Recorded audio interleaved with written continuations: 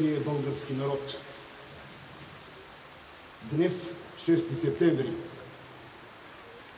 ние тръгваме по един нов път, над който блести светлината на едно ново познание.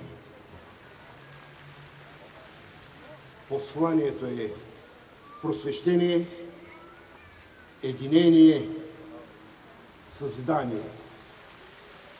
Само просветеният може да постигне единение.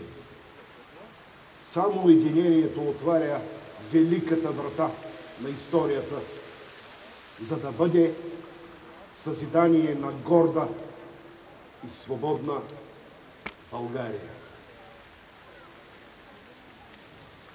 Реших се, ще бъда княз на Северна и Южна България и никъде другаде.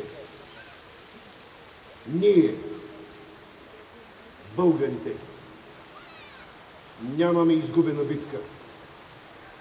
Ние, българите, нямаме пленено знаме. Ние, българите, никога не сме държали роби. Защото вярваме в неоспоримата сила над нас, в божествените проявления, в добруването и човешкото щастие. Просвещение, единение, съзидание.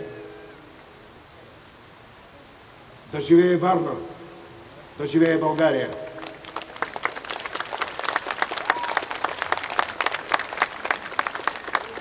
Днес Варна и Пловдив се прегръщат в братска обич.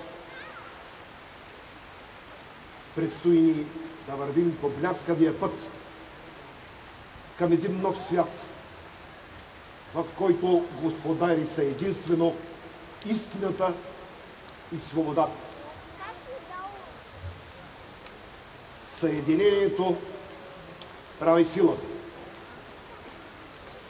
Бог да пази България!